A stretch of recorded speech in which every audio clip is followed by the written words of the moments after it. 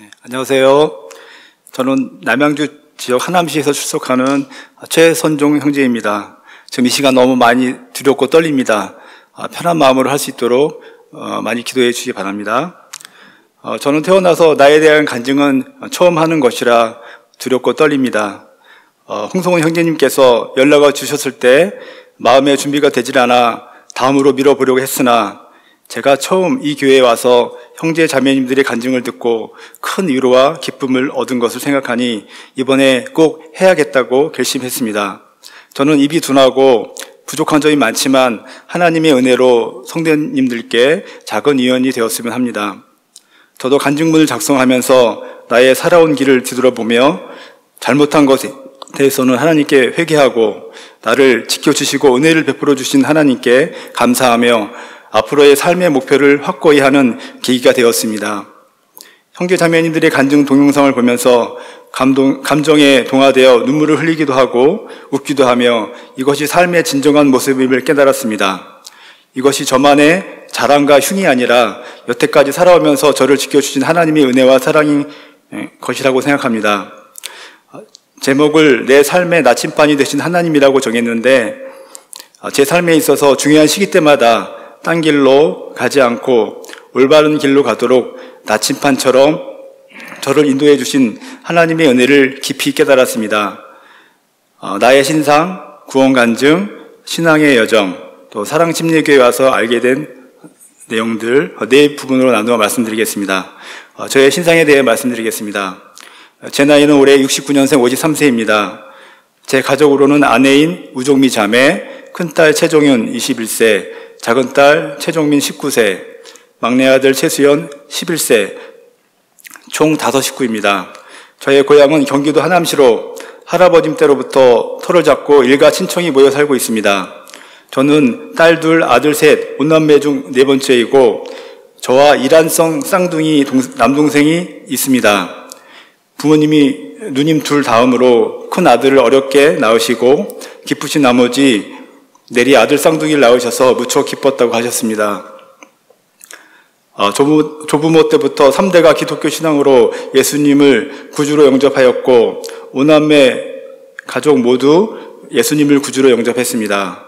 할아버님의 형제분께서 하남시 지역에 최초로 합동측 장로교회 1927년에 세우셨습니다. 저희 신앙도 모태신앙으로 어릴 때부터 부모님을 따라 합동측 장로교회에 다녔고 여기 오기 전까지 그곳이 모교로서 쭉 섬겨왔습니다. 부모님은 신앙이 독실한 분으로 장로와 권사 직분으로 은퇴하실 때까지 충성을 다하셨고 큰형님을 목회자로 키우시고 교회를 개척하셨습니다. 지금도 개척교회에서 섬김을 다하고 계십니다. 구원의 간증에 대해서 말씀드리겠습니다. 저는 모태신앙으로 언제 구원받았는지 확실히 대답할 수 없지만 어릴 때부터 매 순간마다 하나님이 살아계시고 역사하심을 느낄 때가 있었습니다. 저에게는 인생에 있어 가장 힘들었던 첫 번째 시기가 있었는데 가고자 하는 대학을 가지 못하고 3세의 고배를 마시고 낙망할 때였던 것 같습니다. 전문대에 들어가고 바로 군대를 가야 할 때였습니다. 내 자신의 실력이 부족함을 깨닫지 못하고 내 주변과 하나님을 많이 원망했습니다. 그러다 보니 교회를 멀리하고 마음이 강팍하여 세상적인 삶을 살게 되었습니다. 주변에서 접근하는 구원파와 대순 진리의 소속 사람들과 접촉하였지만 깊이 빠지지는 않고 바로 나왔습니다. 군 입대를 앞두고 신앙적으로 방황하는 저를 어머님께서 마음 아파하시며 저를 데리고 근처 기도원으로 가셨습니다. 저를 위해 눈물을 흘리며 기도하시는 어머님을 보고 비록 짧은 시간이었지만 기도원에 있는 동안 마음껏 기도하고 내 자신을 회개하며 신앙적으로 회복되었습니다. 당시만 해도 군에 가면 어떻게 될지도 모른다는 생각에 어머님이 저의 신앙을 회복하고 구원의 확신을 갖도록 하시기 위함이었던 것 같습니다. 말씀 집회와 기도로 굳어지고 강팍한 마음은 뜨거워지고 부드러워졌습니다. 하나님이 살아계시고 나를 얼마나 사랑하시는지 깨닫게 되었고 내가 어디를 가든 두려운 마음이 사라지고 자신감이 넘쳤습니다. 신앙의 여정에 대해서 말씀드리겠습니다. 제가 이곳에 오게 된 여정을 말씀드리겠습니다. 저희 어릴 적 집은 버스도 들어오지 않는 시골 농가로 주변에 작은 산과 농수로가 있고 모두들 농사를 지으며 열심히 사는 작은 마을에 있었습니다. 팔당댐 하류에 위치하여 여름 장마철이면 때때로 홍수로 집과 논이 물에 잠겨 피해를 보게 되었습니다.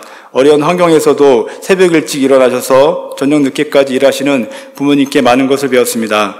아버님은 어려운 집안 형편에 장남으로 책임감이 크셔서 집안일을 도맡아 하셨고 집안 동생들 결혼시키시고 독립할 수 있도록 애를 많이 쓰셨습니다.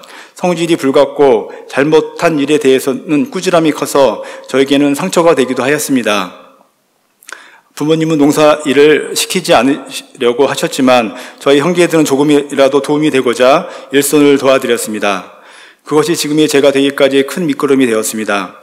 옛날 시골교회는 미사리 섬에 있어서 교회를 가기 위해서 작은 산과 무덤들과 강의 돌다리를 건너야만 했는데 장마철에는 물이 불어 가지 못하곤 했습니다.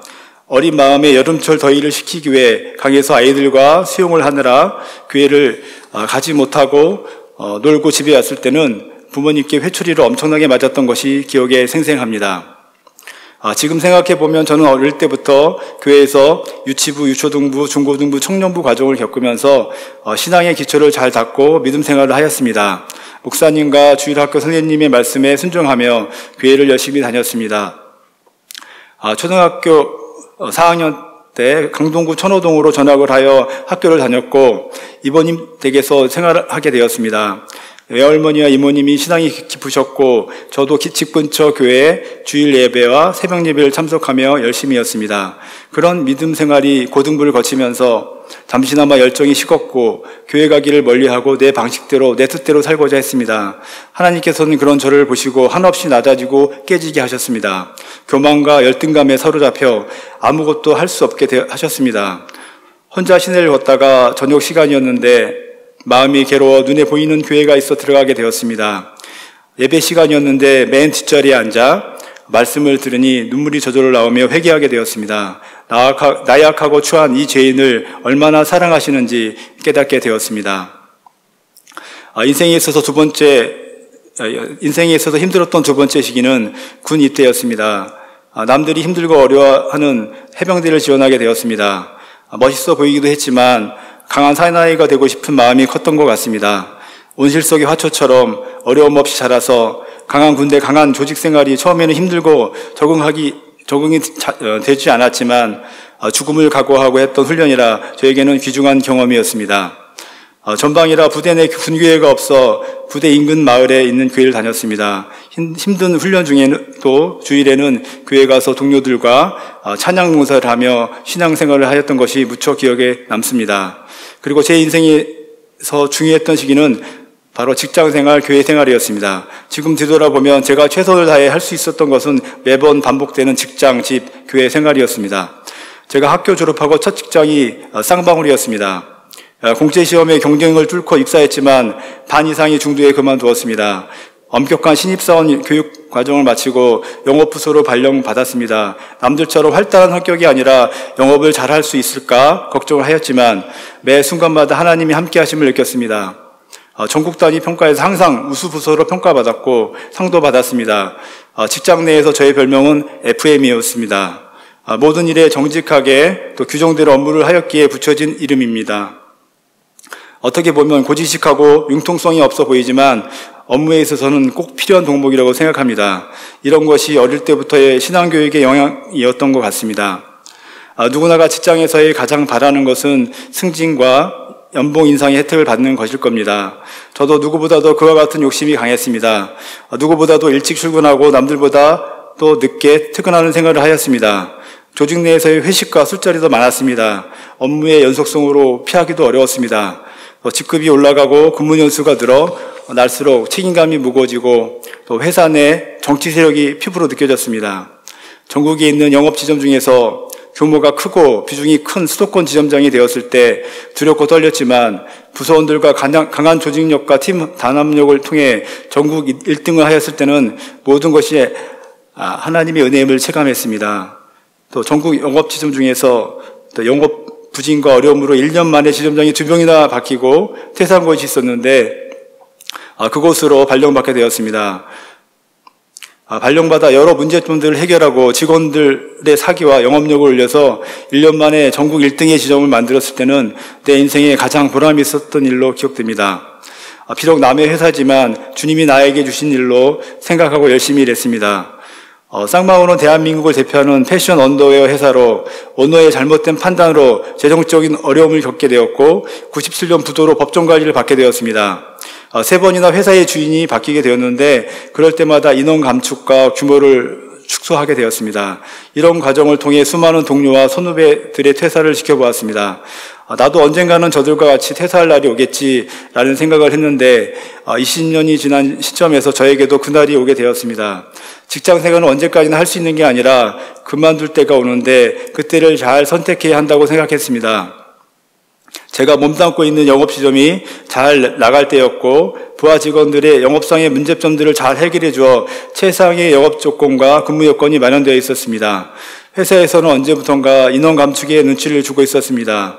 저는 이때가 내가 퇴사할 수 있는 좋은 기회라 생각했습니다. 마침 아버님이 하시는 일에 제 도움이 무척 필요했고 저도 새로운 일에 대한 도전을 하고 싶었습니다. 그래서 과감히 회사를 퇴사하고 제2의 일에 도전하게 되었습니다. 회사라는 안전한 울타리에 있다가 야생에 나온 양처럼 모든 것이 힘든 시기였던 것 같습니다. 벌써 6년이라는 시간이 흘렀네요. 지금 제가 하고 있는 일은 건설 기계 분야로 대형차 운전을 하고 있습니다. 처음으로 하는 분야이다 보니 여러 시행착오와 어려움이 있었지만 그때마다 해결할 수 있도록 하나님께서 길을 열어주셔서 보람 있게 일을 하고 있습니다. 여기까지 저의 직장 생활이고 교회 생활을 말씀드리면 군 제대 후 청년부 때 처음으로 주일학교 교사를 하게 되었습니다. 그때도 교사가 부족하여 도움이 필요할 때였고 성도수가 200~300명 정도 모이는 교회로 아이들이 꽤 많았던 것 같습니다. 교회 건물은 오래되었고 비닐하우스로 지은 교육관에서는 유치부실 및 식당으로 이용하고 있었습니다. 7세 이하의 아이들과 예배드리며 함께 찬양하며 놀아줄 때는 아이들이 너무 어려서 사고가 나지 않을까 항상 긴장되었습니다. 하남시에서 가장 오래된 교회로 교인들의 구성이 50% 이상이 형제지간 및 친척들이어서 서로를 너무 잘 알고 있어서 아는 장점도 있었지만 또 나쁜 소문에 대해서는 또 빨리 퍼지는 단점도 있었습니다. 평일에는 직장 생활을 하면서 주일에는 모든 시간을 주일학교에서 아이들과 지내면서 교사로서 섬겼습니다. 유치부에서부터 유초등부, 중고등부 교사를 거치면서 교사로서의 많은 것을 배웠습니다.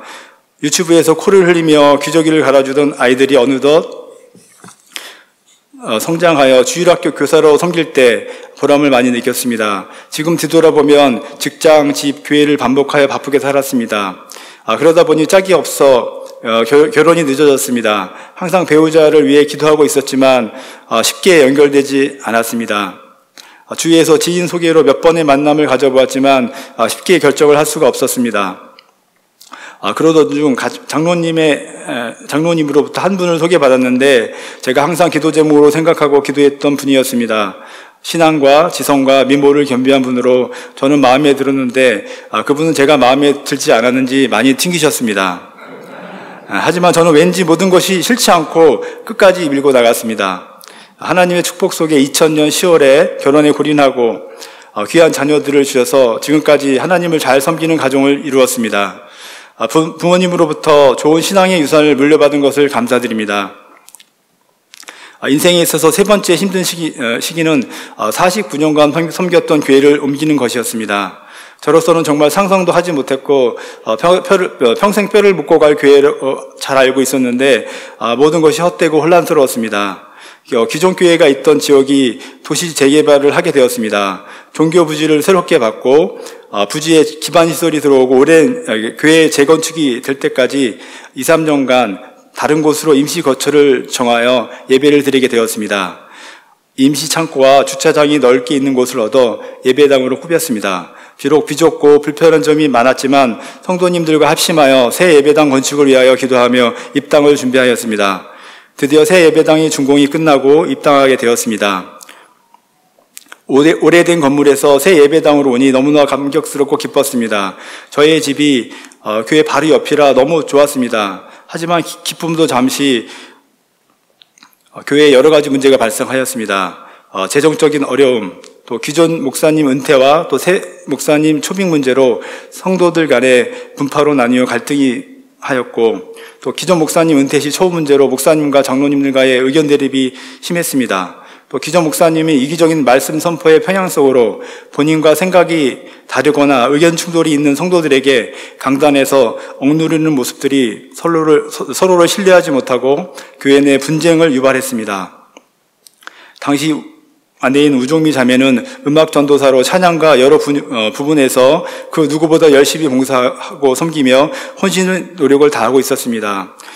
우종미 자매가 어디서든 교회 일에 열심이고 올바른 말을 하다 보니 주위에서 시기하고 핍박이 많았습니다. 특히 담임 목사의 핍박이 심했습니다. 저는 한 교회에서 오랫동안 신앙생활을 하고 친인척이 교회 내에 있다 보니 심각성을 덜 느꼈습니다.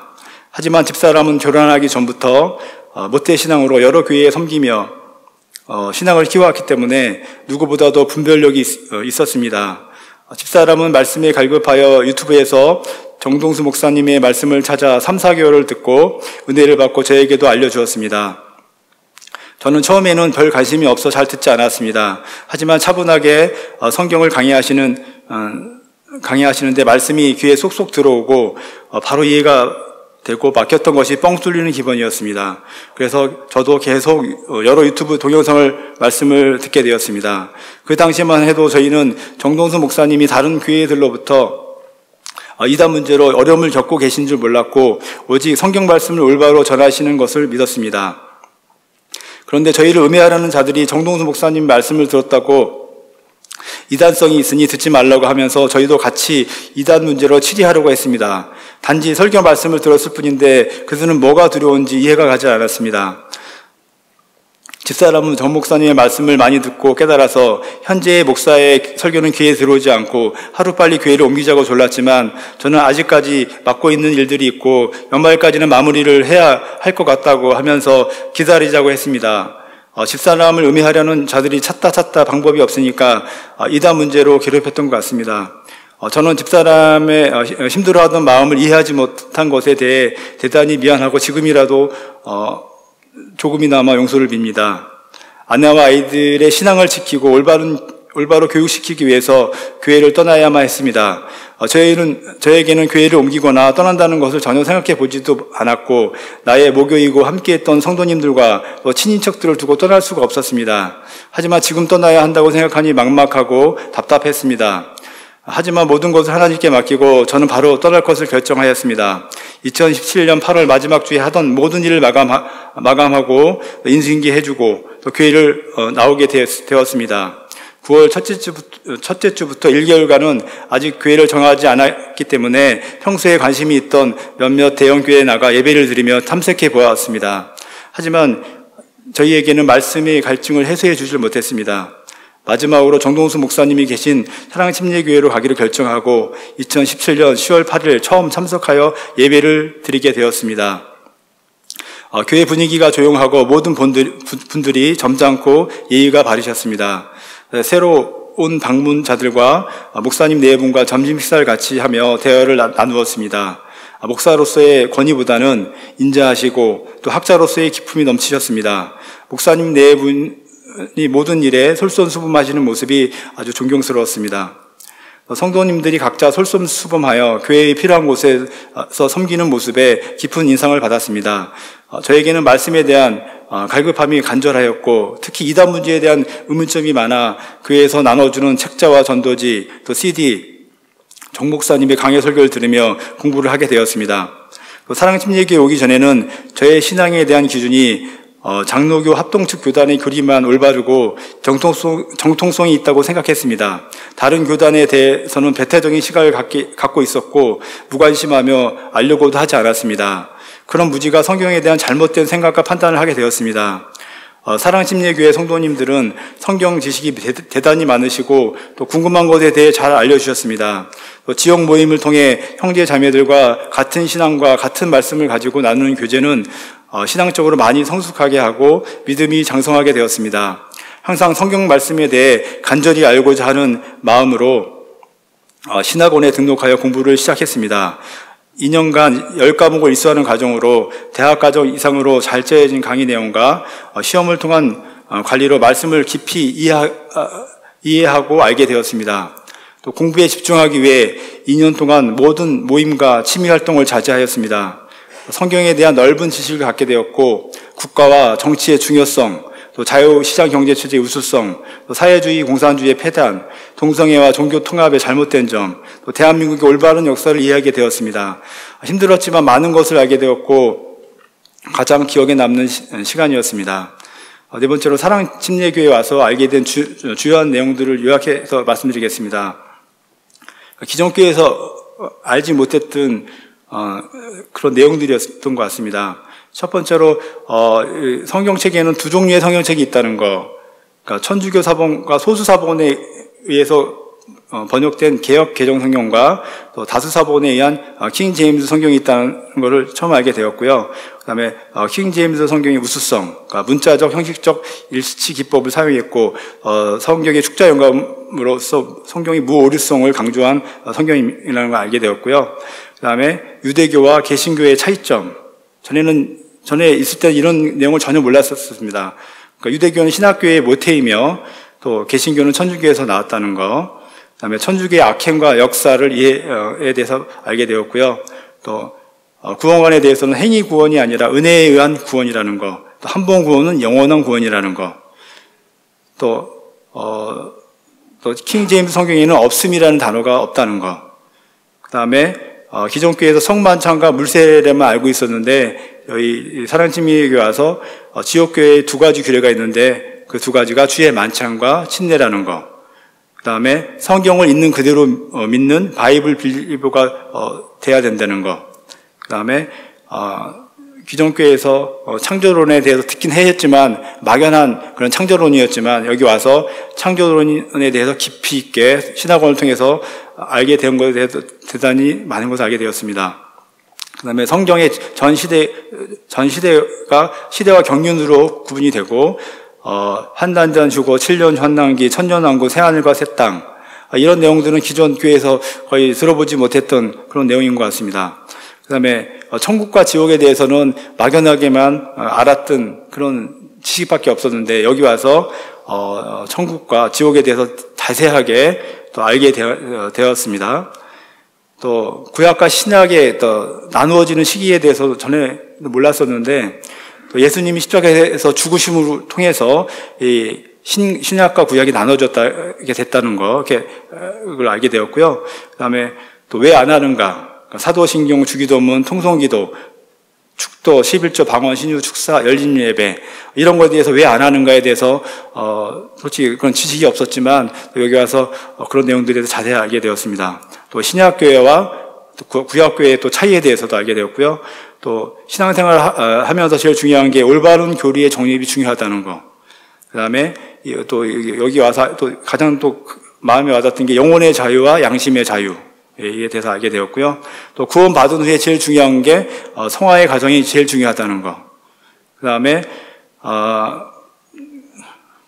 구약 교회처럼 목사나 신부처럼 특별한 제사장이 있는 게 아니라 전 성도가 제사장 직분을 갖게 되었다는 거. 어떤 인간 중보자의 도움 없이 예수 그리스도를 직접 예수 그리스도를 통해 직접 하나님께 나아갈 수 있다는 거, 또 이스라엘 민족에게 주신 안식일, 또 11조에 대한 규례와 또 현 시대의 주일 성수와 헌금 개념에는 좀 차이가 있다는 거, 이런 것들 등 여태까지 막연하게 이해 못하고 지나왔던 것들을 새롭게 정립하고 믿음의 확신을 갖게 되었습니다.